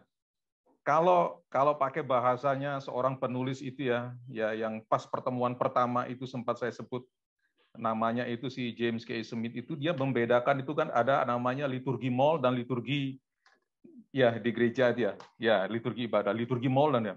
Nah, liturgi mall itu kan apa yang kita hadapi di tengah-tengah dunia, apa yang kita lihat di tengah dunia, apa yang kita alami di dalam dunia ini ya dengan beragam macam visual yang sebenarnya yang sebenarnya itu tanpa disadari mempengaruhi kita. Gitu kan. Nah, sekarang bagaimana visual-visual yang kita lihat di dunia ini yang berkembang dengan begitu pesat di dalam dunia ini kemudian kita ya kalau pakai bahasa dengan pertemuan pertama itu kita counter dia. Disitulah bagi saya permainan visual di dalam ibadah, di dalam gereja. Nah, di dalam visual kita, kalau gereja banyak bermain dengan warna liturgi, bukan sekedar menekankan warna liturginya, tapi sekedarnya kan sedang menyatakan kehidupan ini ya, kehidupan Kristus ya. Jadi secara tidak langsung kan kita itu sedang dibawa, dicemplungkan ke dalam dinamika kehidupan Kristus ke dalam dunia ini. Supaya apa? Yaitu paling tidak itu kita bisa berhadapan dengan situasi yang sedang terjadi di dunia ini. Kita menghadapi situasi dunia ini dengan apa yang Kristus nyatakan kepada kita yang melalui kelahirannya, kematiannya, kebangkitannya, begitu ya. Itu semuanya sebenarnya kita sedang dibawa ke dalam pola kehidupan Kristus. Karena toh juga tujuan kita akan dibawa untuk menjadi serupa dengan Kristus ya. Nah, menarik kalau tadi sempat Pak Han juga singgung bicara tentang building ya gereja-gereja perjanjian abad pertama tidak ada paling gambarnya cuma hanya bentuknya paling hanya roti begitu kan ya, anggur ya. Tetapi dalam catatan gereja-gereja kuno itu biasa bahwa memang di gedung-gedung gereja itu mereka lukis itu gambar-gambar itu. Itu sebenarnya kan bermain visual. Nah, tapi mereka lukis itu bukan hanya sekedar sebuah lukisan, tapi untuk mengajarkan sesuatu. Apalagi dalam konteks gereja ortodoks itu banyak lukisan para kudus. Kenapa mereka lukis itu? Untuk memberikan meaning bahwa mereka itu bagian dari umat perjanjian Allah yang besar itu dari sepanjang zaman itu. Dan pada saat kita beribadah bersama-sama, kita bukan beribadah sendiri. Karena pada saat bersamaan itu, mereka sedang menekan kita itu beribadah juga dengan umat Allah yang telah di masa lalu itu ya, masa sekarang dan masa depan. Kalau mereka bilang begitu, kenapa? Karena memang di hadapan Allah itu kan waktu itu kan tidak ada yang namanya, ya Allah itu kan tidak ada masa lalu katanya, gitu ya. Allah itu mencakup seluruh waktu. Itu konsep mereka berpikir. Tapi di situ saya lihat visual itu menjadi apa ya? Seakan-akan memperkuat dimensi di mana mereka mengalami perjumpaan dengan Allah. Saya nggak pernah pergi ke namanya Sistine Chapel ya. Sistine Chapel mungkin kita pernah tahu ya. Sistine Chapel itu kalau kita masuk itu kan di situ ada lukisannya Leonardo Da Vinci ya. Bukan ya. Si siapa ini? Pelukisnya ini saya lupa. Yang melukis The Creation itu ya. Ya. Michelangelo. Michelangelo ya. Itu saya jadi ingat ya Michelangelo. Apa itu kura-kura ninja jadinya. Ya. Jadi itu kan sebenarnya kenapa mereka melukis itu ya bukan sekedar sebuah art bagi saya. Tapi mereka tuh ingin mengajak kita masuk dalam suasana bahwa kita beribadah seperti itu. Nah, tetapi kalau itu hanya sebuah lukisan, walaupun sebenarnya lukisan itu punya meaning ya, makna ketika orang melihat itu mereka tahu lukisan seperti apa itu. Tapi tentu kita harus jelaskan, kita harus edukasi. Supaya apa? Supaya orang itu tidak kayak menyembah itu tidak mengalami yang namanya ya distorsi. Gitu ya. Saya pikir itu yang bisa saya tambahkan, Pak. Terima kasih, Brother Ricky. Terima kasih, Pak Roni. Bapak Saudara sekalian, menarik Pak Roni itu mengingatkan satu hal tentang counter culture. Bahwa jangan lupa ibadah kita juga harus bersifat counter culture. Jangan sampai kita mengadopsi seluruh budaya dunia dan dihadirkan dalam ibadah sampai-sampai ibadah kita nggak ada bedanya, ya kan? Bahkan kalau dalam konteks sekarang kita bicara visual, jangan sampai orang melihat visual ibadah itu nggak ada bedanya dengan lihat visual dunia, apa nilai dunia. Nah itu hal-hal yang perlu kita perhatikan. Nah, saya berikan kesempatan kepada Pak Ivan, baru kemudian pada Pak Kenny, baru selanjutnya saya minta nanti pada Pak Budiman untuk memberikan kesaksiannya ya. Silakan Pak Ivan, baru Pak Kenny, kemudian Pak Budiman. Silakan Pak. Ya, thank you ya Pak Ricky. Saudara-saudari sekalian, kalau mau istirahat otaknya silakan. Mungkin boleh istirahat dulu waktu saya sharing. Ngantuk nggak apa-apa gitu. Saya sharing 4 hal dari yang sudah kita bicarakan. Semoga 4 hal ini tidak berdele-dele panjang, tapi dapat singkat dan jelas untuk saudara-saudari sekalian. Jadi dari pembicaraan kita, saya cuma ingin menambahkan bahwa visualisasi itu yang perlu kita ingat. Kadang adalah visualisasi yang performatif. Gitu. Nah di gereja-gereja Protestan, hal ini juga jarang untuk ditunjukkan. Maksud saya, bukan jemaatnya yang performatif, tapi kadang ada petugas gerejanya, pemimpin ibadahnya itu perlu melakukan sesuatu yang sifatnya performatif untuk menyampaikan makna teologis atau spiritual tertentu. Nah ini di Protestan kita kurang sekali. Tetapi di gereja-gereja tradisional misalnya, masih ada dilakukan ketika ibadah itu dimulai, perwakilan dari majelis itu memberikan Alkitab kepada hamba Tuhan yang akan berkhotbah. Gitu. Lalu hamba Tuhan yang setelah berkhotbah mengembalikan Alkitab di akhir ibadah. Saya beri contoh lain, visualisasi yang performatif itu misalnya di beberapa gereja Lutheran, hal ini masih dilakukan, yaitu pada saat doa, pengakuan doa, dosa, dan syafaat, pemimpin ibadah itu tidak menghadap jemaat, tetapi membelakangi jemaat. Nah, ini maksudnya apa? Bukan karena secara style aja, tetapi ketika mereka membelakangi jemaat, mereka itu bersama-sama dengan jemaat untuk mendoakan, menaikkan doa ini kepada Tuhan. Nah, di bagian ketika pemimpin ibadah melihat ke jemaat, berarti pemimpin ibadah itu mewakili Tuhan berbicara kepada jemaat. Ini performatif yang pertama yang saya share. Yang kedua, tadi Pak Suhandoyo berbicara tentang otentik, gitu. Tapi Pak Suhandoyo mungkin sebenarnya tadi lebih tentang esensial mungkin ya, apa yang esensial di visualisasi. Tetapi otentik ini saya tergelitik aja dengan kata otentik ini. Karena ibadah yang otentik itu seperti apa? Visualisasi yang otentik itu seperti apa? Yang otentik bagi 1-2 gereja, mungkin tidak otentik bagi 10, 15, 20 gereja yang lainnya. Nah, yang ingin saya katakan apa? percakapan kita hari ini itu sangat luar biasa. Bersyukur sekali untuk forum ini. Tetapi kita perlu mengingat bahwa gereja kita masing-masing itu memiliki konteks yang berbeda-beda gitu. Sehingga apa yang kita bisa dapatkan dari percakapan kita supaya dapat otentik sesuai dengan konteks kita, kita perlu sesuaikan dengan gereja kita masing-masing. Maka dari itu saya agak grogi sebenarnya dengan gereja yang berubah style gitu. Bukan hanya tradisional yang jadi kontemporer, tetapi juga kontemporer yang menjadi tradisional, karena jemaat lokal itu sudah memiliki ekspresi iman yang otentik seperti ini begitu. Nah, kita mengganti total stylenya. Apakah itu otentik untuk jemaat lokal yang di konteks tersebut? Gitu.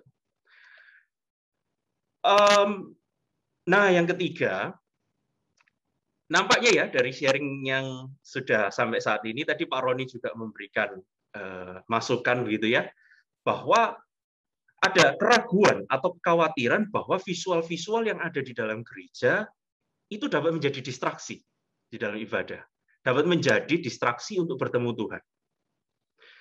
Tadi Pak Roni mengatakan bahwa salah satunya adalah dengan education begitu, mengedukasi jemaat untuk mengerti visualisasi itu maknanya apa. Nah, tetapi yang saya ingin katakan, tanpa elemen seolah-olah ya, tanpa visualisasi pun, sebenarnya itu sudah visualisasi tersendiri. Jadi kita tidak bisa lepas dari yang namanya visualisasi. Gereja-gereja Presbyterian, gereja-gereja Congregational, itu polos sekali di Amerika Serikat. Temboknya putih, cuma ada salib begitu. Apakah artinya tidak ada pesan yang disampaikan? Ada. Salah satunya among others adalah mungkin pengaruh rasionalisasi. Bahwa yang paling penting itu firman. Ya benar, memang firman paling penting. Tapi firman yang hanya dalam kata-kata. Firman yang hanya di dalam proposisi. Firman yang bukan dalam bentuk visualisasi yang lain-lain. Jadi tanpa elemen pun, itu elemen visualisasi sendiri. Nah, yang keempat, singkat saja, ini tampaknya ada pembicaraan hangat tentang ibadah dan budaya ya. Nah, Nairobi Statement of Worship and Culture dari gereja dari organisasi Lutheran World Federation itu membantu kita memberikan grids, memberikan kategori untuk mengerti hubungan antara ibadah kita dengan gereja. Singkat saja, yang pertama itu transcultural. Ada elemen-elemen di dalam ibadah kita yang melebihi budaya. Seperti sharing Bu Lydia yang pertama tadi, kepercayaan kita bahwa Allah itu imanen dan transenden, itu transcultural. Dimanapun itu kita percaya. Tetapi elemen yang kedua, kita harus ingat di dalam ibadah kita itu harus ada elemen countercultural, seperti kata Pak Roni. Karena di dalam dunia ini ada budaya-budaya yang anti sebenarnya dengan apa yang kita percaya di dalam iman kita, sehingga kita perlu counter melalui ibadah kita. Yang ketiga, kita juga perlu mengingat bahwa ada yang namanya kontekstual atau inculturated begitu. Yaitu bahwa setiap ibadah itu pasti memiliki budaya. Budaya yang diadopsi di dalam ibadah itu. Kenapa kita perlu mengingat ini? Sehingga tidak semua hal itu menjadi esensial gitu. Kadang beberapa elemen di dalam ibadah kita itu hanyalah budaya. Dan yang terakhir cross cultural, untuk mengingat bahwa gereja-gereja itu gereja-gereja di seluruh dunia yang itu lebih besar dari gereja lokal kita saja. Nah, makanya perlu menghadirkan elemen gereja yang berbeda terkadang. Ya, thank you, Pak Riki. Terima kasih, Pak Ivan. Pak Ivan mengingatkan 4 poin dan poin keempat itu berbicara 4 poin lagi, Pak, tentang Nairobi Statement. Itu menjadi hal yang sangat penting sekali. Bapak Ibu menarik ketika Pak Ivan mengatakan tentang performatif juga. Tadi saya mendapatkan hal yang bagus sekali situ. Jangan lupa gestur-gestur itu sangat penting sekali secara visual untuk mengajarkan banyak hal juga. Nah, mungkin saya persilakan kepada Pak Kenny, mungkin bisa juga secara singkatnya memberikan respon, dan setelah itu saya serahkan pada Pak Budiman untuk memberikan kesaksiannya. Silakan Pak Kenny, silakan duluan. Thank you. Mungkin saya mau sharing hal yang mungkin berbeda ya, tapi ini jujur dari sudut pandang visual pelayan gitu ya. Kenapa penting? Karena saya banyak berkecimpung mungkin dalam pelayanan anak muda, dan banyak yang anggap ibadah sama dengan channel. Aku nggak usah tampilin gambar diriku, cukup tonton aja. Dan ini menurut saya bermasalah. Kenapa? Karena mungkin selama ini kita cukup bicarakan visual di atas mimbar. Tapi hari ini jujur, visual itu ada di Zoom, bukan di atas mimbar lagi.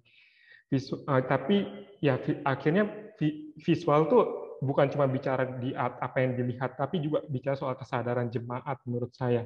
Tentang pentingnya visual di depan mereka. Kita mungkin bisa bicara dalam konteks ibadah gitu ya, namun juga jangan lupa ada konteks persekutuan gitu. Kita bicara saja ketika firman Tuhan gitu ya, saya lihat teman-teman matikan Zoom gitu ya, saya sebagai pelayan itu gelisah gitu ya. Dan ini dalam konteks persekutuan bisa beda-beda. Sebenarnya tidak ada yang bisa mengalahkan indahnya ibadah di samping kita bisa melihat saudara kita sesungguhnya. Nggak ada yang bisa lebih menggantikan keindahan itu, apapun keindahan selain kita bisa lihat saudara-saudara kita. Dan tapi itu semua hilang jujur aja dalam sebagian persekutuan. Mungkin kita bisa memikirkan juga bagaimana sesungguhnya memunculkan kesadaran jemaat untuk tidak ragu untuk memunculkan diri mereka yang sebenarnya paling indah yang adalah gambar dan rupa Allah gitu. Sebenarnya mungkin itu kita selama ini matiin video itu nggak anggap masalah, tapi saya banyak menemukan itu dalam persekutuan anak muda dan itu terus-menerus dan mungkin terjadi gitu ya. Mungkin saudara-saudara juga bisa berikan masukan gimana memberikan kesadaran angkat gambar mereka yang begitu berharga, karena kita ditantang bukan di atas mimbar lagi, saya percaya ditantang untuk memberikan apa pentingnya visual di atas ibadah. Itu aja sih, thank you.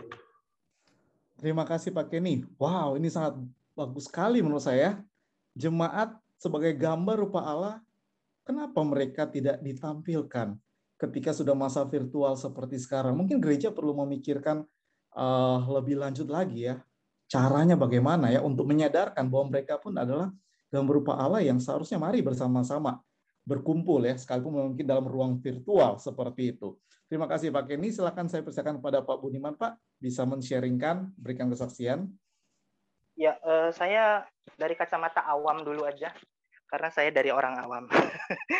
Jadi begini, saya ini latar belakang dari gereja karismatik sejak muda. Gereja ini banyak menampilkan visual dalam rupa banner, baik itu gambar mahkota, roti, domba, pedang, dan sebagainya. Hanya saja sayang, seperti yang Pak Novelman dan Pak Roni singgung, itu kurang edukasi. Bahkan cenderung bahasa-bahasa visual dalam khotbah itu kecebur dalam alegoris ya.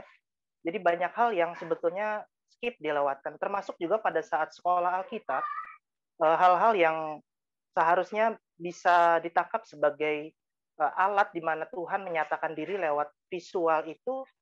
Di sekolah Alkitab itu waktu itu mata kuliah liturgika itu nggak terlalu ditekankan gitu ya. Tetapi dalam perjalanan spiritual saya sendiri, saya mengalami bahwa saya bukan saja mengalami pergeseran dari pemahaman visual itu sebagai thing, tetapi menjadi objek atau someone begitu ya. Jadi bukan hanya lambang lagi, tetapi benar-benar hidup. Sebagai contoh pengalaman di masa pandemi ini, jarang mungkin ada gereja yang nganterin hosti perjamuan sama anggur perjamuan ke tempat isolasi mandiri misalnya, atau ke rumah sakit gitu ya. Setelah ikut perjamuan kudus virtual, beberapa rekan itu WA gitu. Baru kali ini saya ngerasain ya perjamuan kudus itu bukan sekedar simbol. I'm feeling near to God and close to the dead gitu. Jadi saya merasakan dekat sekali dengan kematian, ngerasain dekat banget sama Tuhan. Meskipun itu virtual, saya cuma pegang roti dan anggur, ngikutin perjamuan kudus yang selama ini saya ikuti onsite itu nggak kerasa apa-apa. Tetapi begitu saya dalam kondisi isolasi mandiri, ngalamin sakit di rumah sakit, lalu saya pegang roti dan anggur itu rasanya kok near banget to the God gitu ya. Kok deket banget dengan kematian, deket banget dengan Allah begitu. Jadi respon mereka lucu-lucu gitu. Ini hamba Tuhannya iseng nih nganterin roti sama hosti biar kita pikir cepet deket sama Tuhan kali ya. Jadi kondisi-kondisi demikian gitu yang bagaimana visual itu menjadi hidup ya. Bagaimana itu bukan cuma sekedar remembrance, tetapi benar-benar bagaimana secara spiritual kita mengalami itu loh Tuhan begitu loh. Dan saya juga menjumpai sebelum pandemi ataupun di masa pandemi ini, karena ibadah gereja kami itu masih segmentasi, ada ibadah sekolah minggu. Di sekolah minggu itu kaya dengan visual. Sebagai contoh, bagaimana saya mengajarkan kepada anak-anak tentang ini loh pohon pengetahuan, buah pohon pengetahuan yang baik dan yang jahat. Saya nggak ketemu gambarnya seperti apa. Dan tidak ada bentuk rupanya seperti apa. Jadi bukan sekedar imajinasi yang disampaikan, bukan sekedar kata-kata, tetapi anak-anak juga butuh visual.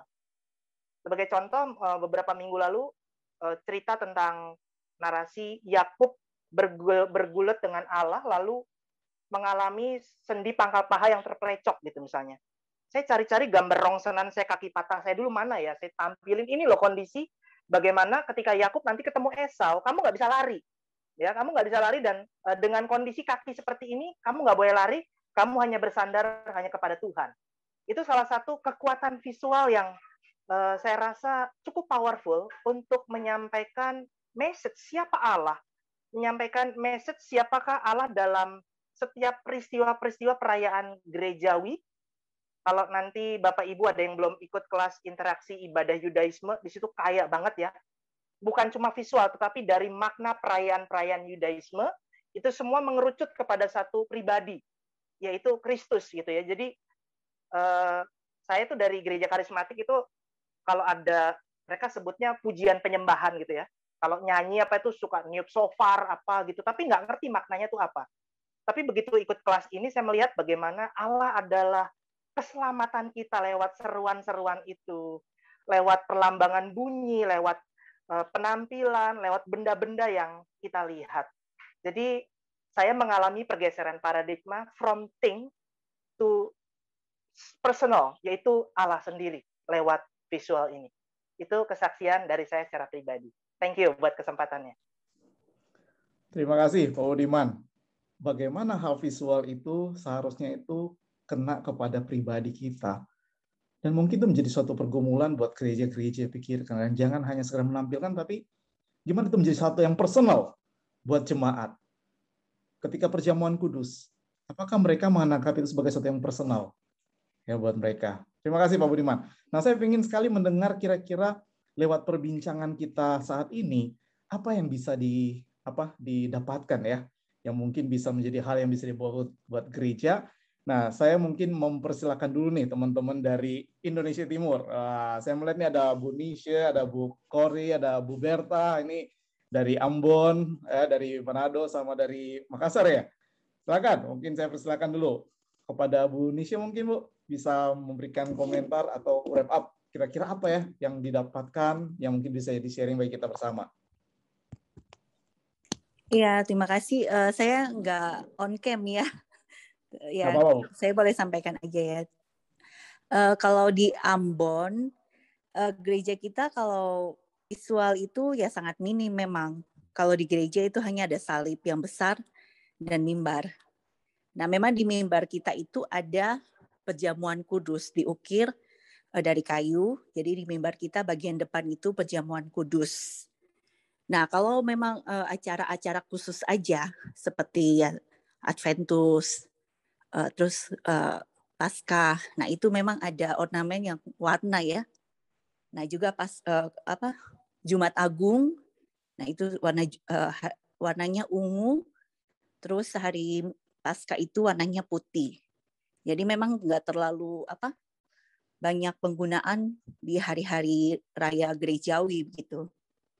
Hanya nggak juga tidak harus ada begitu. Jadi memang sangat minim, dan kalau visual itu kadang acara khusus aja. Jadi semuanya memang ada ada seperti drama atau seperti acara khusus. Nah itu baru ada visual yang bisa ditampilkan lebih khusus dipersiapkan begitu. Jadi memang sangat minim. Jadi ya saya belajar juga banyak dari pembicaraan malam ini. Mungkin nggak panjang ya, cuma itu saja. Terima kasih. Terima kasih loh Bu Nisha.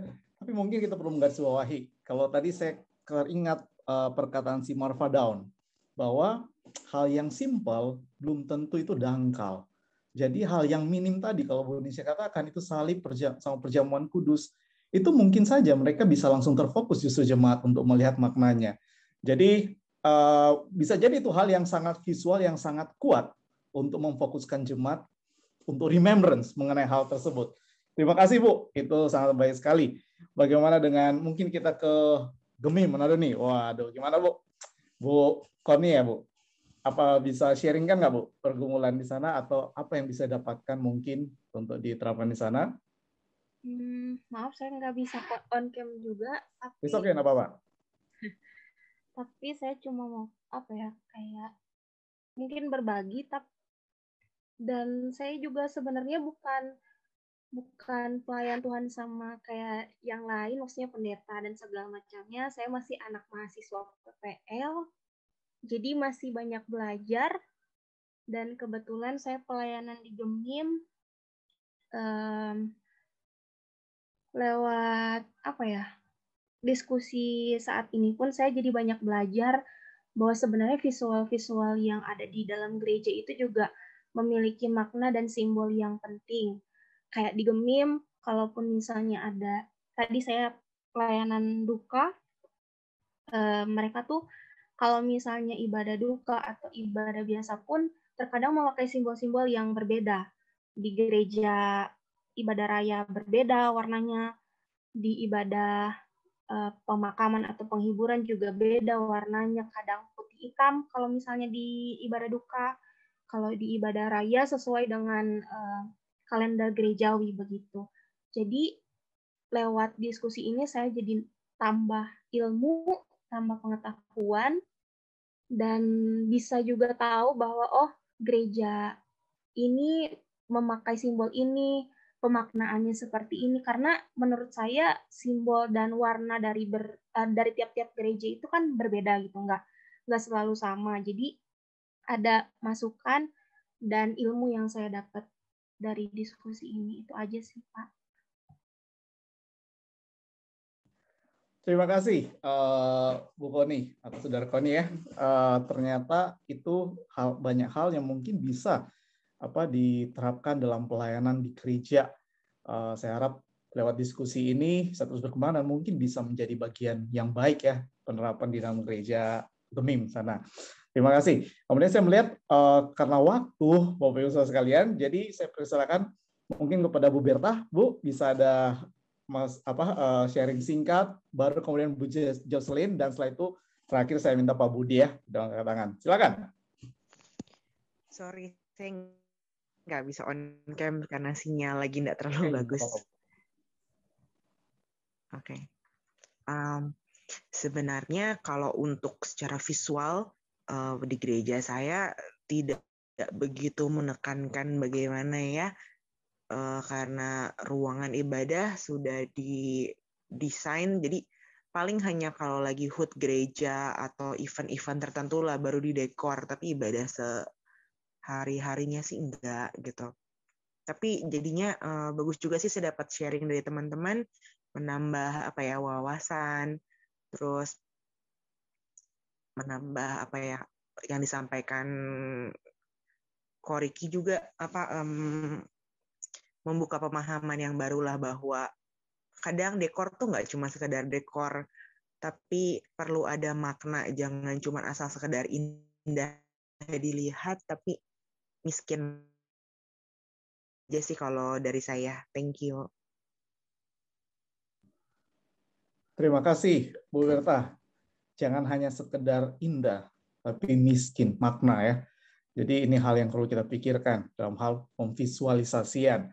Oke, saya berikan kesempatan kepada Bu Jocelyn, bisa memberikan tanggapan tadi mengatakan. Setelah itu terakhir kepada Pak Budi ya, dalam waktu yang singkat. Terima kasih, silakan. Ya, malam semuanya. Ya, saya terberkati juga dengan sharing-sharing pada malam hari ini ya. Kaya banget. Nah, saya mau kembali ke masalah gereja saya ya. Kayak selama pandemi ini kita masih stick on visualisasinya dengan tampilan mimbar. Kita belum pernah pakai tampilan yang homey atau diganti-ganti gitu. Karena kita kepingin jemaat juga mengingat terus gimana ibadah kita yang berlangsung secara offsite nantinya, supaya nggak lupa. Nah, tapi di satu sisi kadang kita juga punya, kadang-kala ya kalau ada event-event khusus, gereja GKI ini juga sama, kayak visualisasinya itu juga cuman di event-event khusus, nggak kayak gereja-gereja GKI gitu ya.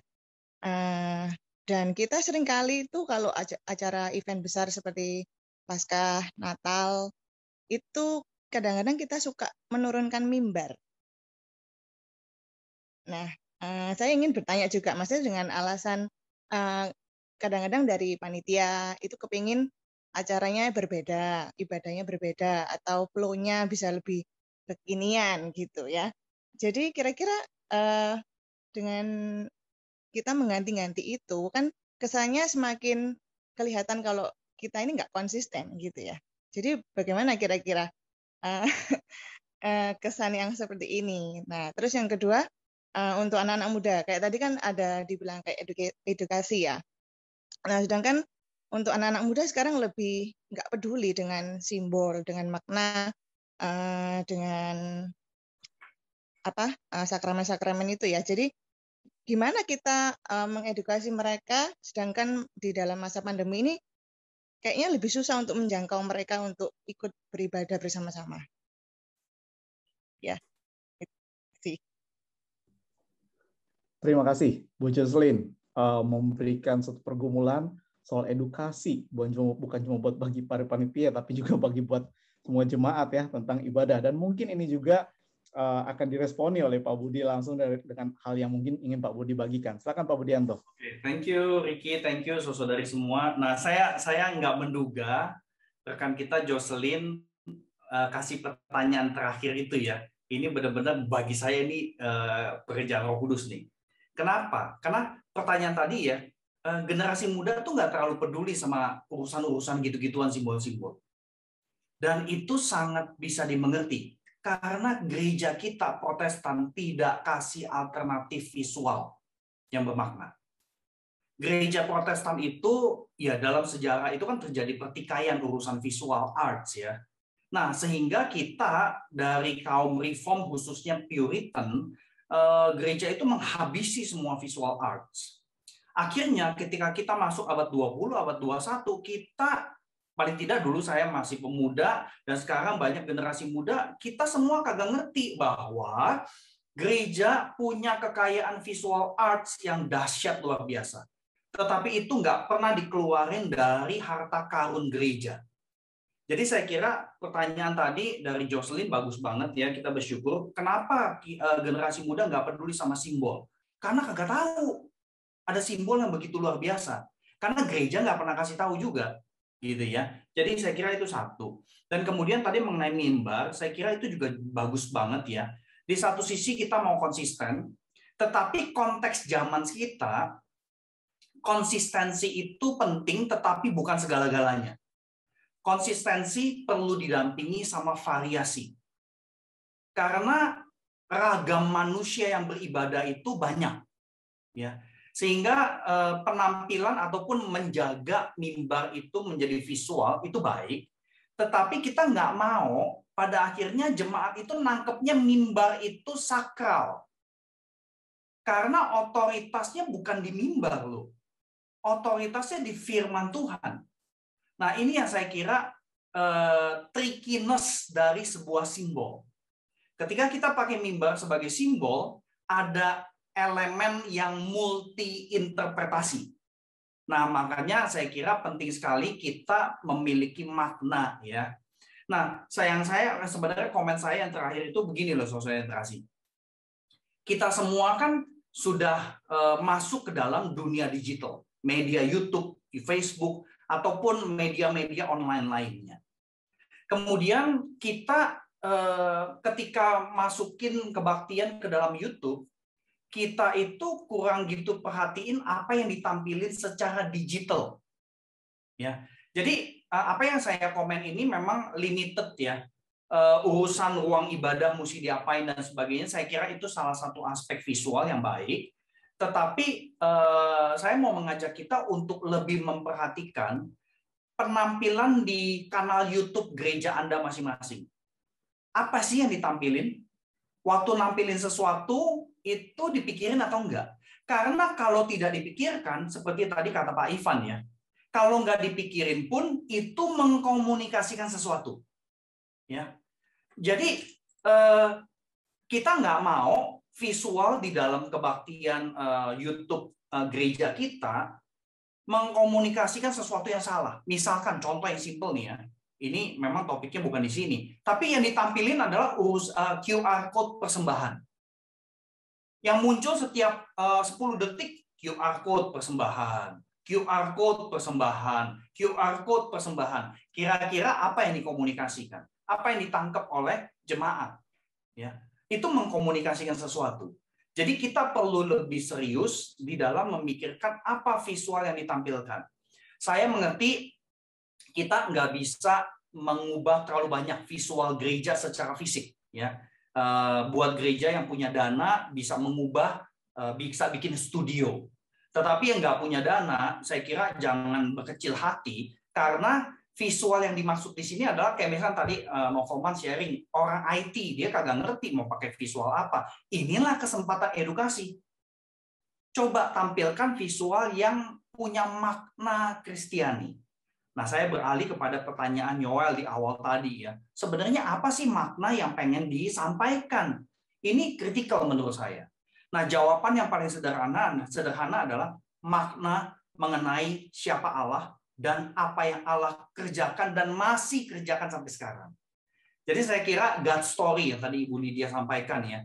God story itu perlu menjadi backbone, tulang punggung pemaknaan dari visual-visual yang ada. Nah, izinkan saya kasih satu contoh visual yang kita coba lakukan di STTRI, tetapi sekali lagi ini visual yang minim sekali, tapi ini salah satu contoh yang menurut saya sangat sederhana. Ya, kita coba lihat. Semoga ini bisa diputar sebentar. Saya perlu share sound juga. Ini menurut saya salah satu visual yang kami coba upayakan, tapi ada kaitannya dengan aspek pastoral juga ya. Banyak orang yang butuh penguatan saat ini. Kita coba lihat ya.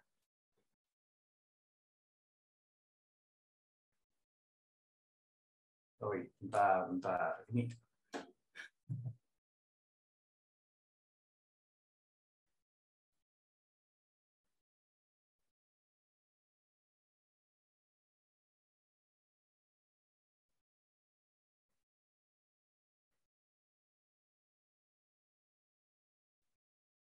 Nah, ini mestinya ada suaranya nih, nggak tahu kenapa suaranya hilang.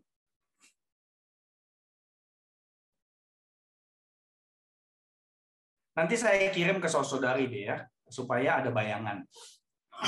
Jadi ya, saya kira makna di situ penting sekali, makanya nggak cuma hiasan. Nah, jadi yang kita perlu perhatikan menurut saya adalah apa sih yang kita tampilin secara digital saat ini. Ya, kenapa saya fokusnya ke situ? Karena inilah konteks kita sekarang. Ya, seperti yang tadi disampaikan oleh Pak Ivan, kontekstual. Dan saya setuju sekali. Nggak bisa kita pakai visual yang begitu bagus dari gereja lain, kemudian kita pengen pakai di gereja kita, itu belum tentu cocok juga. Dan saya kira salah satu aspek yang paling penting juga adalah, contoh seperti yang tadi teman kita Ripka dari Gejayan menyatakan, ada generasi senior yang menanyakan, kok warnanya nggak berubah? Gitu ya. Berarti warna itu sudah mendarah daging di dalam diri ibu atau bapak tadi. Berarti warna membantu mengingat peristiwa Kristus. Tentu perlu terus-menerus ada edukasi. Ya, jadi saya kira kita perlu lebih memperhatikan, karena kalau kita tidak memperhatikan aspek visual yang muncul di kanal YouTube gereja kita masing-masing, maka jemaat Kristen itu akan disapu bersih oleh visual yang dari luar iman Kristen. Karena tiap hari kita dibombardir dengan visual. Ya, saya kira itu, Ricky. Thank you. Terima kasih Pak Budi. Jadi Bapak Ibu sekalian, ini pembicaraan yang menarik sekali terkait visual. Mungkin apa yang dikatakan Pak Budi tadi memberikan suatu kesimpulan juga buat kita. Bahwa ingat, ketika kita mungkin bingung untuk menghadirkan visual seperti apa di dalam ibadah, ingatlah pertanyaannya, apakah visual itu menggambarkan God story nggak di dalam liturgi ibadah kita? Kemudian kalau kita ingin memberikan visual-visual yang kita bayangkan untuk kita hadirkan pada jemaat, pertanyaannya, itu kalau kita bosan dengan visual-visual yang lain yang ada, yang mungkin kita pikirkan gereja itu, aduh kurang enak buat jemaat muda, Ada nggak alternatif lain yang bisa mengungkapkan God story? Jadi tidak pakem visual itu harus terbatas pada gambar-gambar tertentu, tetapi apakah itu menggambarkan God story atau tidak? Nah, itu biarlah itu menjadi suatu pergumulan kita untuk kita bisa hadirkan visual yang menjadi jendela makna bagi jemaat kita. Bapak Ibu, waktu sudah menunjukkan 21:07 di tempat saya, dan artinya kita harus berpisah saat ini, dan biarlah saya menutup dengan membacakan satu bagian firman Tuhan saja. Saya ambil dari Filipi pasal yang keempat, ayat yang ke-8, saya bacakan bagi kita semuanya. Jadi akhirnya, saudara-saudara, semua yang benar, semua yang mulia, semua yang adil, semua yang suci, semua yang manis, semua yang sedap didengar, semua yang disebut kebajikan dan patut dipuji. Pikirkanlah semuanya itu. Semua visual yang untuk memuliakan Tuhan dan membawa kita sadar tentang keberadaan kita dan relasi kita dengan Tuhan, hadirkan itu untuk jemaat. Mari kita berdoa bersama-sama. Saya minta dengan hormat Pak Roni boleh menutup dalam doa. Mari kita berdoa. Bapa Surgawi, kami sungguh bersyukur dan berterima kasih buat percakapan malam hari ini. Biarlah percakapan hari ini bukan hanya sekedar mengisi pikiran kami, memberikan kepada kami pengetahuan dan pemahaman yang baru. Tetapi biarlah melalui percakapan ini juga boleh mendorong kami, boleh membantu kami untuk memikirkan kembali setiap visual yang ada di dalam gereja. Bukan hanya sekedar kami tampilkan supaya baik, supaya indah dilihat orang, tetapi biarlah di balik itu semua kami sedang mengajarkan akan kasih-Mu yang begitu besar atas hidup kami. Biarlah melalui visual-visual itu, kisah-kisah-Mu itu boleh dinyatakan kepada kami. Karena untuk itulah kami dibentuk oleh Tuhan, supaya kami boleh menjadi bagian dari kisah-kisah-Mu itu di dalam kehidupan kami, yang pada akhirnya menuntun kami untuk menjadi serupa dengan gambaran Kristus Putra-Mu yang terkasih itu. Terima kasih, kami berdoa biarlah Tuhan yang menolong kami. Tentu ada banyak kesulitan, ada banyak halangan, tantangan yang akan dihadapi. Biarlah Tuhan yang boleh menolong, Roh Kudus yang boleh menuntun kami untuk melihat apa yang menjadi maksud dan kehendak Tuhan, khususnya di tengah-tengah gereja, di tengah-tengah pelaksanaan ibadah kami setiap minggunya. Terpujilah Engkau. Kami berdoa menyerahkan setiap kami yang esok hari akan bersama-sama menerima atau meresponi undangan-Mu untuk beribadah kepadamu, menyembah Engkau. Biarlah kami ditolong Tuhan untuk kami dapat menyembah Engkau dengan sepenuh hati, dengan kesadaran penuh, dengan kesadaran akan apa yang sudah Tuhan taruh dalam diri kami melalui pengetahuan-pengetahuan yang ada.